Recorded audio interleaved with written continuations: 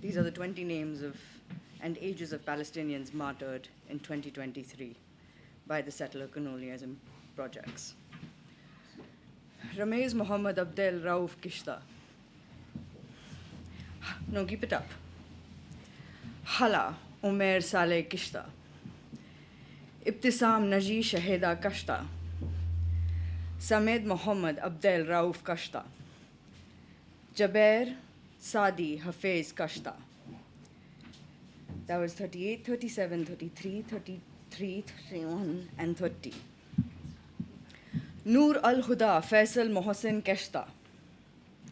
Sahir, she's 25. Sahir Samir Ragdev Kashta, 24. Lina Khaled Hafesh Kashta, 22. Donya Muhammad Mustafa Kashta, 20.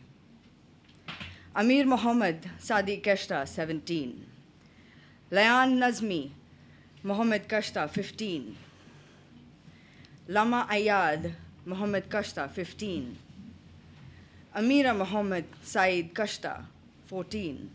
Bara Iyad Mohammed Kashta, 14. Sadi Mohammed Sadi Kashta, 12. Jana Ramez Mohammed Kashta, 11. Mohammed Iyad Mohammed Kashta, 11. Muammin Mohammed Sadi Kashta, 10. Imad Ramez Mohammed Kashta, 10. Please look around and see how many hands are up. That's about 1/3 of the room gone. These are not just names. These are as many places as you see bodies taking up in this space. Does anyone know what the first two-state solution was? First two-state solution in the whole world. It's not Israel and Palestine. It's India and Pakistan. And I'm Sindhi. My ancestors are from Pakistan, a small town called Badin.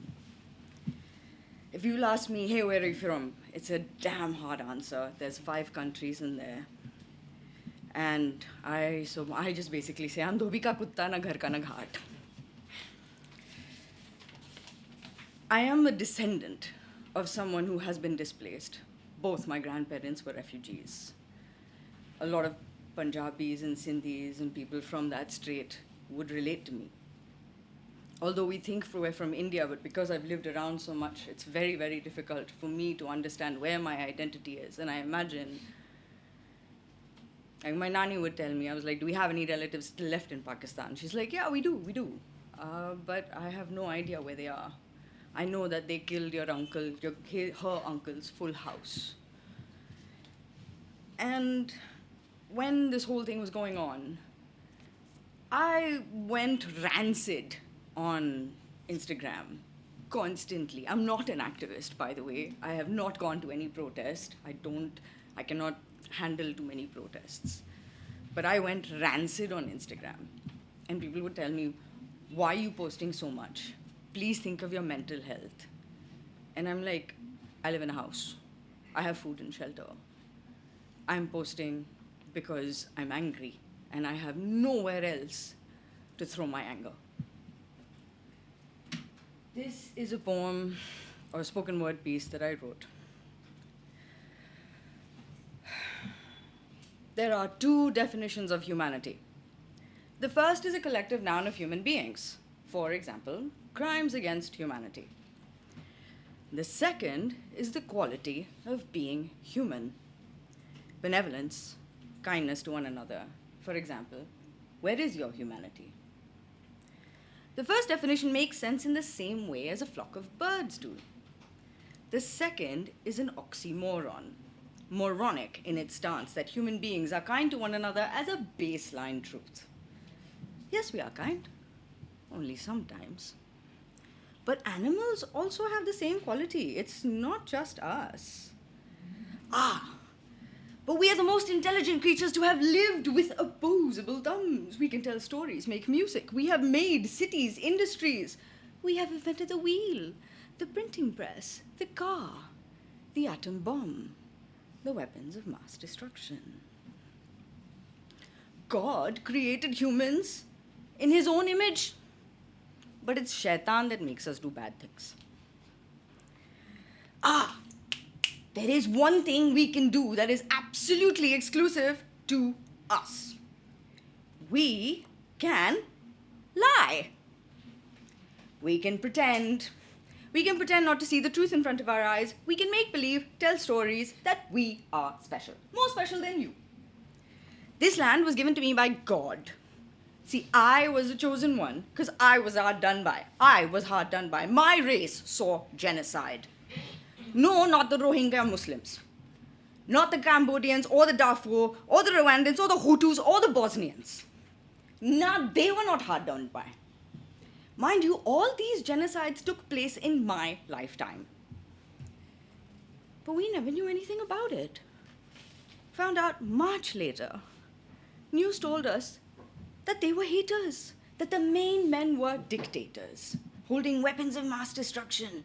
We must kill them before they get us. We must. And humans invented the smartphone and satellites and video recording. So now we can see and witness the mechanics of a massacre. And the mechanics starts long before any blood was shed. Ideas put in our head, predetermined enemies, foreign entities, rats. Over the last 10 months, I've heard the word Allahu Akbar, Ya Rab, daily. Isn't it funny that God is both an instrument of good and evil? One side uses it to slaughter the other, and the other side uses it to return to him and accept the pain. Where is God? Is he amongst the rubble and ruin? Or is he in the large conference rooms where we spin words and put colored people to raise their hand to continue the violence? Violence once done to them. But this story is not about them. This is the story of the blood that runs through Palestine. Anna Dammi Falastini. Who knows what that means? My blood is Palestine. See, resilience and courage were born in Palestine. After more than 70 years of oppression and punishment, they pushed back. And the empire could not stand that. We watched as they cut off the access to food, fuel, and aid. We watched as the first bomb hit the hospital. We watched as they pulled their loved ones out of the rubble stone by stone. We watched as Alma screaming to tell the rescue team, save her parents first, while she was still trapped. We watched in horror as we saw how fragile human bodies are as they're ripped to shreds. We watched as we saw babies burned and charred. We watched the empire say that they were for a two-state solution, but blocked out every opportunity to recognize them. We watched as children held a press conference pleading the world, please make this stop. We watched as a grandfather held the lifeless body of his granddaughter Reem, kissing her eyes, her cheeks, her head. Ruah, soul of my soul. We watched as Motaz, Saleh, Bisan, Hind, Palestia, Wael, Wissam, Ismail, Mohammed, and hundreds of others run towards the bomb to show the world what was happening. The empire did not want us to know, so they killed their families. That didn't stop them. They still showed the world, so the empire killed them. 168 journalists killed in 10 months. We watched as animals trembled in fear, starved for food, eating bodies on the ground. We watched as building after building after building came tumbling down. 1,000-year-old mosques, schools, libraries, history wiped out. We watched as they packed up their belongings and moved once, twice, thrice, 7 times, 9 times, 11 times. We watched as food ran out and they ate animal feed, grass, and tree bark.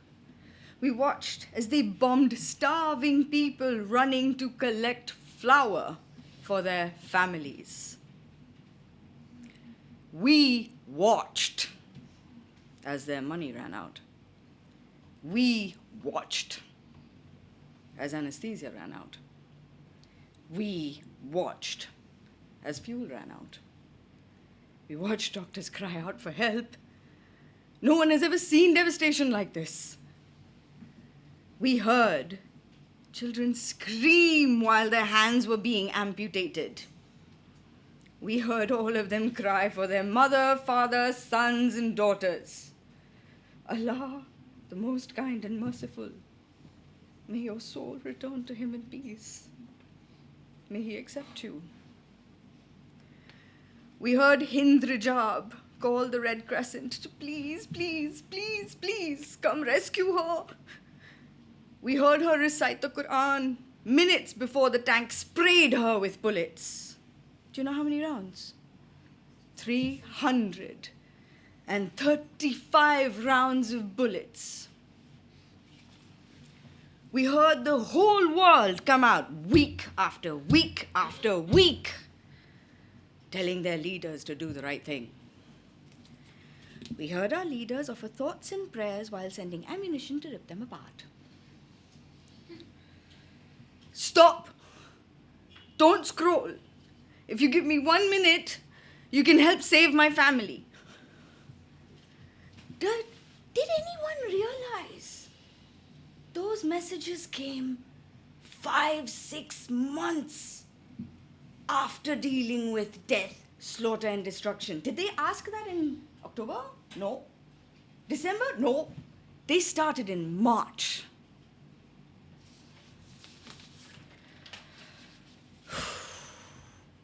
Day 1 of sharing our daily routine in war zone. Because guess what? After they killed all the journalists, who was left? People who did parkour, the food influencers, the want-to-be movie directors. Just people, really? So, day 1 of sharing our daily routine in war zone. Come with us as we set up our mini business to give people movies, apps, and eSIM connectivity. Day 12 of a gym rat in Gaza. The first thing I do when I wake up in the morning is fill my water gallons. We take turns to stand in the queue. It takes 5 hours sometimes. And then I cleaned my roof and did a chest workout. And then for my afternoon meal, post-workout meal, I had pasta. Day 24 of sharing our daily routine in war zone. Today was a chess tournament for the children. Medea won. Day 7 of planting trees till the genocide stops. Look at my little farm. You guys have told me that this is how to grow peppermint, so I've been putting lots of water. Shall we call her Mentita? In the evening, we come to the beach to watch the sunset, because you've asked me many times, how do I say sane? Well, look there. That's how I say sane. Stay sane. Day 37 of a gym rat in Gaza. There were evacuation orders again. I think this is the 9th time we have had to move. Day 47 of sharing our daily routine in war zone. Today we found chicken for Eid. Day 55. Day 66, day 77. We watched as food influencers turned from reviewing food in restaurants and cooking in their kitchens to making food for 1,000 in camps. We watched them go back to their broken homes and clean out the rubble. We watched and we watched, and we watched from our sofas, from our beds, from our desks. We watched their pain, their horror, their trauma, their cries for help. We watched their lives, their resilience, their will to live. Because resilience and courage was born in Palestine.